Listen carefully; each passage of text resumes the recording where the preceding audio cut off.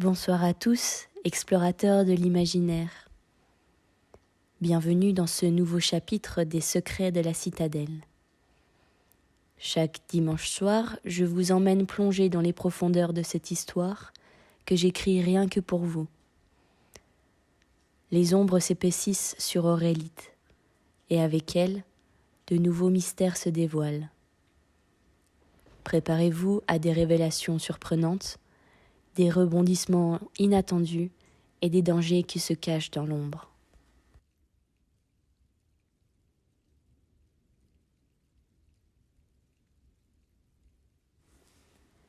Chapitre 3.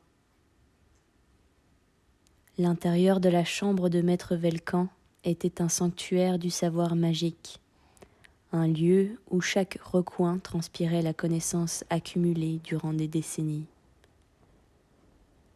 Les étagères étaient garnies de grimoires aux reliures épaisses, d'artefacts anciens baignant dans une aura mystérieuse, et de potions soigneusement étiquetées, chacune représentant des heures de travail acharné, de recherche et de maîtrise des arcanes.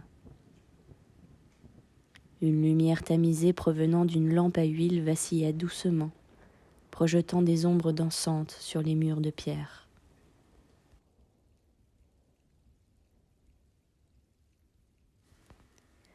L'odeur familière de parchemins anciens et de cires alchimiques flottait dans l'air. Mais ce jour-là, quelque chose de bien plus lourd imprégnait l'atmosphère. La mort et le mystère. Maître Velcan, le mage le plus érudit de la citadelle de verre, gisait au milieu de la pièce, son corps inerte entouré d'un complexe cercle magique gravé dans le sol, brillant encore d'un éclat résiduel. Le silence était oppressant, presque tangible.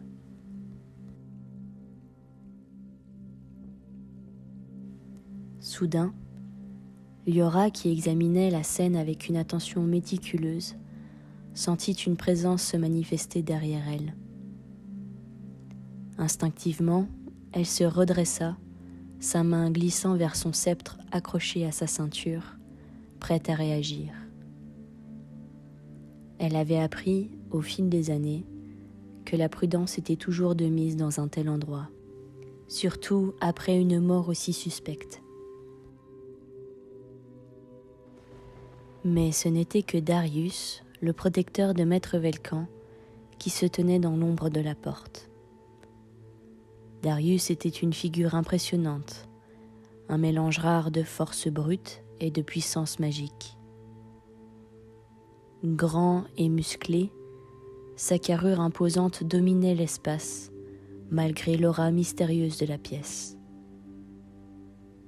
Ses épaules larges étaient recouvertes d'une longue robe de mage grise, brodée de runes discrètes mais puissantes, signe de son statut de guerrier mage. Sous le tissu ample, on devinait la force physique d'un combattant entraîné, chaque mouvement trahissant la maîtrise d'une puissance qu'il savait contrôler avec rigueur.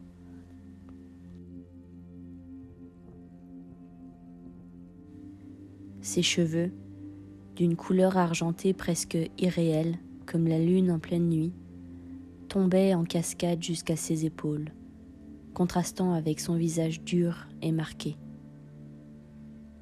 Ce n'était pas un homme qui connaissait le repos.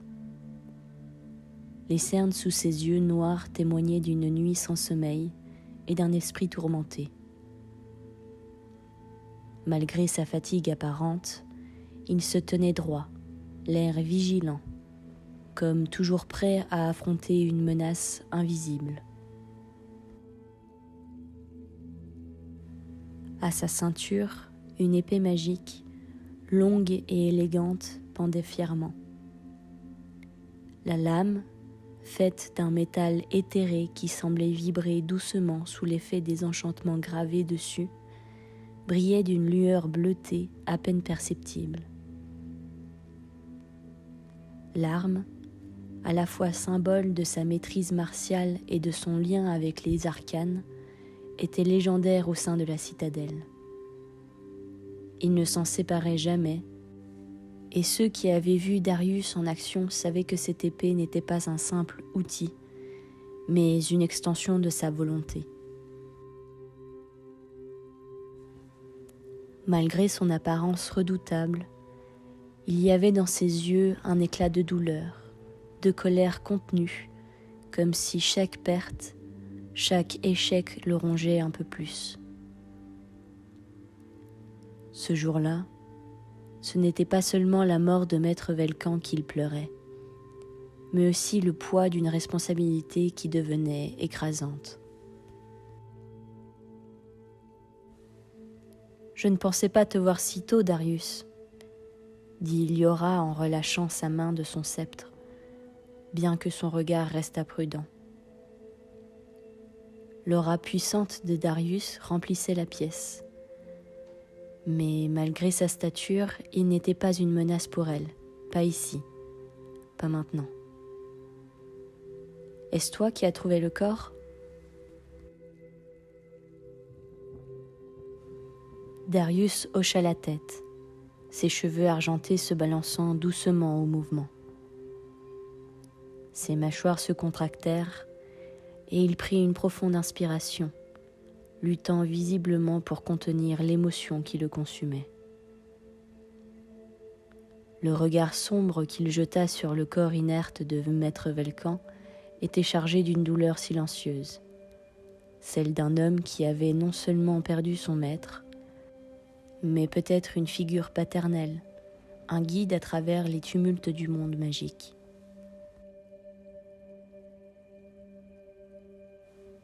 « Oui, » répondit-il finalement, sa voix grave et rauque, comme marquée par la fatigue et la tristesse. Mais quand je suis arrivé, c'était déjà trop tard.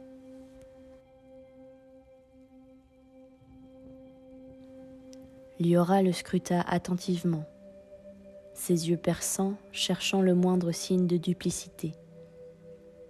Mais elle ne trouva que la douleur sincère d'un homme qui avait perdu son mentor, et peut-être bien plus.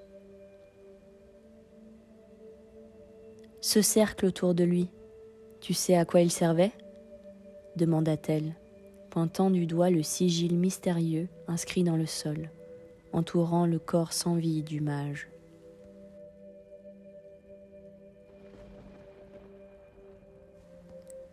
Darius secoua lentement la tête, le regard assombri par l'ignorance. Velcan ne parlait jamais de ses recherches, surtout pas des plus récentes. Je sais seulement qu'il travaillait sur quelque chose de grand, de dangereux. Il était obsédé par l'idée de protéger la citadelle de Verre contre une menace qu'il refusait de nommer.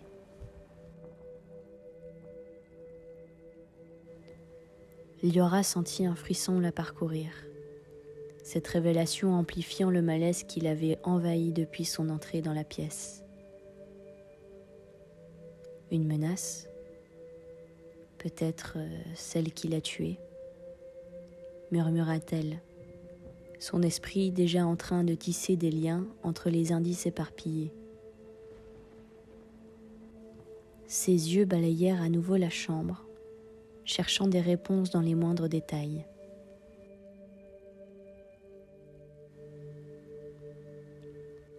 « Et ces grimoires, ceux qu'il gardait dans la chambre ?» demanda-t-elle brusquement, se rappelant que Maître Velcan ne laissait jamais ses recherches à la vue de tous. Darius fronça les sourcils, et sa voix devint plus tendue encore. « Volés. Les 3 plus précieux ont disparu, ceux qu'il gardait toujours sous clé. »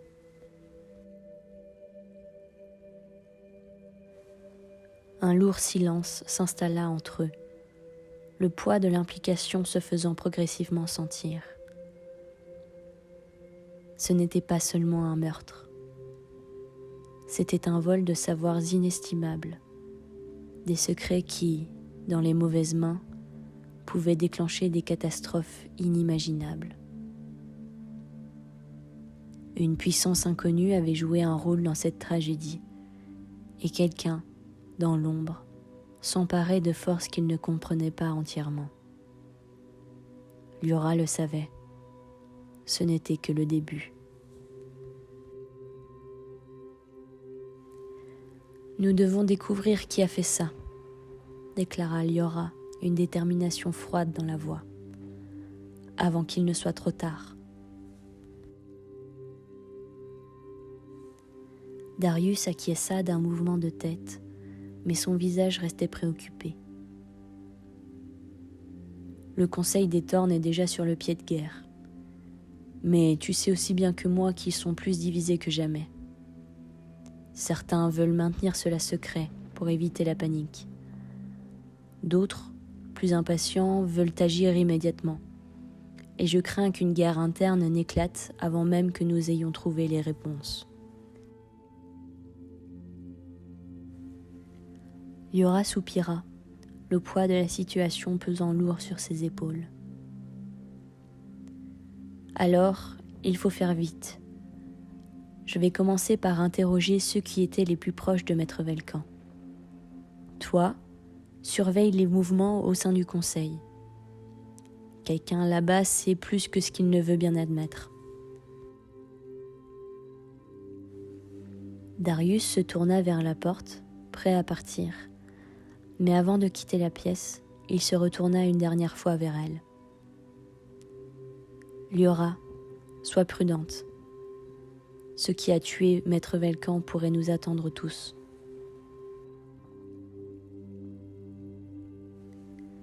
Je le sais, murmura-t-elle en réponse, son esprit déjà concentré sur la suite. Chaque détail pouvait faire la différence, chaque piste devait être explorée. Mais nous devons trouver la vérité, coûte que coûte. Quand Darius disparut dans le couloir sombre, Liora se retrouva seule avec le corps de Maître Velcan. L'ambiance pesante et les ombres qui semblaient bouger autour du cercle mystique. Elle sentit une pression croissante, une force invisible, comme si la chambre elle-même retenait son souffle en attente. Elle savait qu'elle venait de plonger dans un abîme de secrets et de dangers, mais reculer n'était plus une option.